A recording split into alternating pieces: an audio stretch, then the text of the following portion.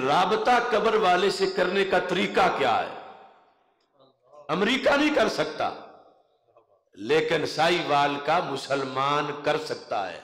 سرکار طریقہ بتا کے گئے، اور اس حدیث کی سند پر ابن قیم جو ابن تیمیہ کے شاگرد، کتاب الروح کے اندر انہوں نے کہا اس حدیث پر کوئی اعتراض نہ کرے اس کی سند پر۔ کیوں؟ کہتا ہے کہ اگر یہ بات کمزور ہوتی صحابہ اس پہ عمل کیوں کرتے؟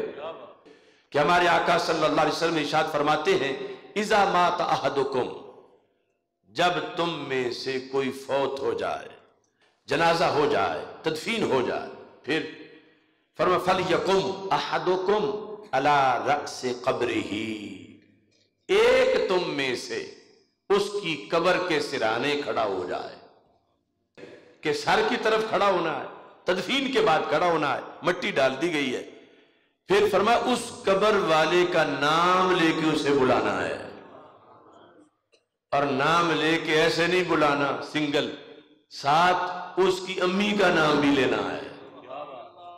مثلا ایک بندے کا نام خالد ہے، امی اس کا نام زینب ہے، تو کہنا ہے یا خالد ابن زینب، اے خالد زینب کے بیٹے۔ سرکار فرماتے ہیں جب تم پہلی بار بلاؤ گے یسمع ولا یجیب، سن تو لے گا مگر جواب نہیں دے گا۔ دوبارہ کہو یا خالد ابن زینب، سرکار فرماتے ہیں یستوی جالسا، اب قبر میں سیدھا ہو کے بیٹھ جائے گا۔ تیسری بار کہو یا خالد ابن زینب، سرکار فرماتے ہیں اب بول بھی پڑے گا، لیکن سنائی ہمیں نہیں دے گا۔ وہ جو چارپائی پہ لیٹا تھا تو نہیں سنائی دیا، اب تو قبر میں ہے، لیکن ہمیں اپنے کانوں کے سننے پہ اتنا یقین نہیں جتنا سرکار کے کانوں پہ یقین ہے۔ اب وہ بولتا ہے تو کہتا کیا ہے؟ فرمایا وہ کہتا ارشدنی رحمک اللہ، ارشد، او میرے مرشد، ارشد مجھے گائیڈ کرو، خدا تجھ پہ رحم کرے، بلا رہے ہو تو مجھے لگتا ہے تم کچھ مجھے بتانا چاہتے ہو، یہ مشکل وقت ہے، منکر نکیر کی آمد ہے۔ یعنی وہ قبر میں جا کے بھی پچھلوں کو دعا دے رہا ہے۔ لوگ کہتے ہیں قبر والا دیتا کچھ نہیں، سرکار فرماتے ہیں وہ دعا دیتا ہے، بتاؤ اب کیا بتانا ہے، بولو۔ تو سرکار فرماتے ہیں اب اس کے مکمل رابطہ بحال ہے، تم جو بولو گے وہ بولے گا، اب جو بولنا ہے وہ سرکار نے آگے لفظ بتائے ہیں لیکن ہیں عربی میں۔ سرکار فرماتے ہیں اس سے یہ بات کرو اذکر ما خرجت علیہ من الدنیا شہادت ان لا الہ الا اللہ وان محمد رسول اللہ صلی اللہ علیہ وسلم۔ اے خالد یاد کر اس عقیدے کو جس عقیدے پر رہتے رہتے تیری جان نکلی ہے، یعنی تو نے مرنے سے پہلے گھنٹہ تو کیا ایک منٹ پہلے بھی وہ عقیدہ نہیں بیچا، تو ڈٹ کے رہا، روکی سوکی کھا کے تو نے عقیدہ آخری وقت تک بچایا، تو کامیاب ہو گیا اپنا سچا عقیدہ لے کے دنیا سے نکلنے میں۔ اب تو اس عقیدے کو یاد کر۔ پھر کیسے یاد کر؟ سرکار نے فرمایا اسے یہ کہو کہ تو نے ساری زندگی اللہ کو وحدہ لا شریک مانا، تو نے ساری زندگی حضرت محمد مصطفیٰ صلی اللہ علیہ وسلم کو آخری نبی اور آخری رسول مانا، تو نے قرآن کو امام مانا، تو نے اسلام کو دین مانا۔ یہ چار چیزیں سرکار نے فرمایا کہ تم نے اس سے یہ میری حدیث سنانی ہے۔ تو سرکار فرماتے ہیں اتنا وہاں جا کے باصلاحیت ہو چکا ہے، اب دنیا میں ہو سکتا ہے کہ نکاح پڑھاتے وقت اسے کلمہ پڑھائیں تو بار بار دہرانا پڑے۔ اب دو جہانوں کا فرق ہے، ادھر پڑھنے والا دنیا میں ہے جو کہہ رہا ہے کہ پڑھو، اور وہ برزخ میں ہے، لیکن دین کا کرنٹ بڑا مضبوط ہے، یہ امریکہ کے پاس نہیں، یہ ہے دین مصطفیٰ صلی اللہ علیہ وسلم۔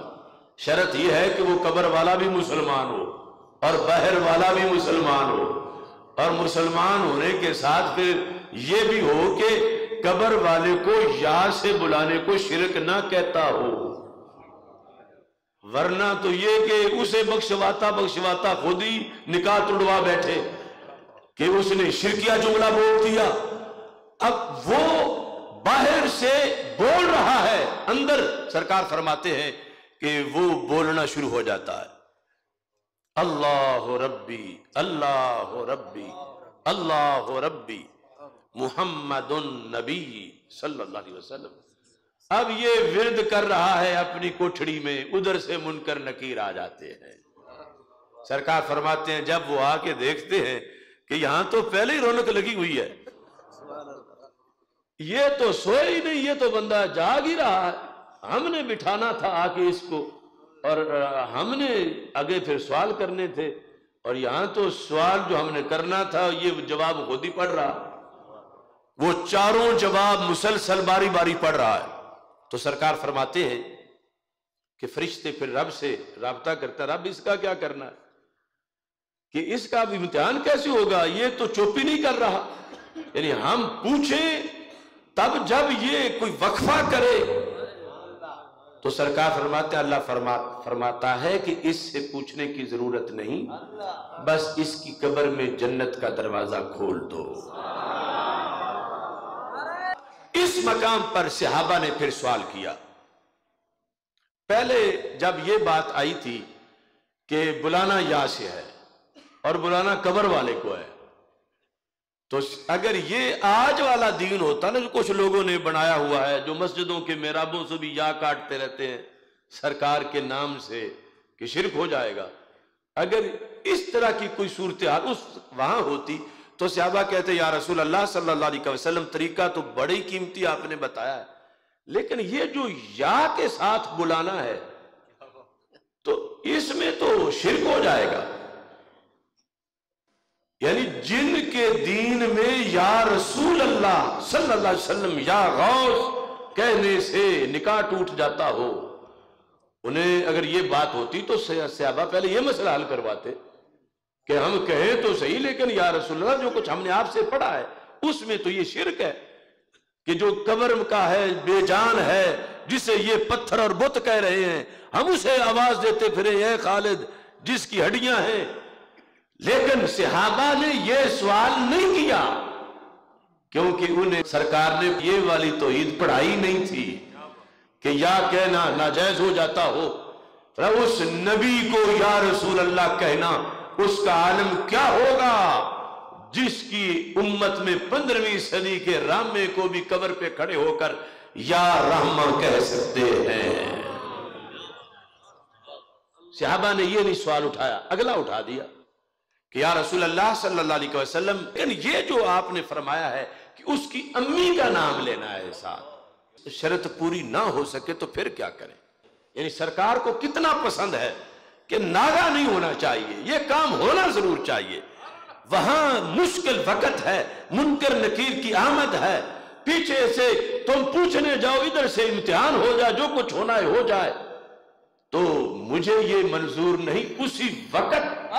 اسی وقت تم نے بات کرنی ہے.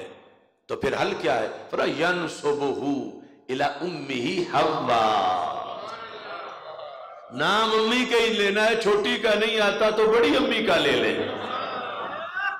اسے حوا کا بیٹا کہہ کے پکارو، اے خالد حوا کے بیٹے. سرکار فرماتے ہیں پھر بھی جاگ جائے گا. یہ ہے دین، اور یہ اتنی بڑی سہولت کروڑوں امریکہ ایک قبر کے لیے بھی نہ کر سکے، اور یہاں ہر مومن ہر قبر کے لیے کوٹا لیے ہوئے ہے. سرکار کی سنت کو اگر سامنے رکھے، شرائط پائی جائیں کہ اگلا قابل دعا ہو کہ اس کے لیے دعا کرنا جائز ہو، تو یہ کتنا، یعنی یہ اولین ہی سال ثواب ہے. اور افسوس سے آج متروک ہے، حالانکہ اس پہ کون سی مشقت ہے، صرف چند لفظ ہی ہے. ہاں مشکل بڑا ہے، کیونکہ اگر عقیدہ اجازت نہ دے تو پھر کیسے کوئی کرے. لیکن ہمارے لیے کوئی مشکل نہیں ہے، ہمارے عقیدے کے لحاظ سے تو یہ دعا یاد کرنی چاہیے.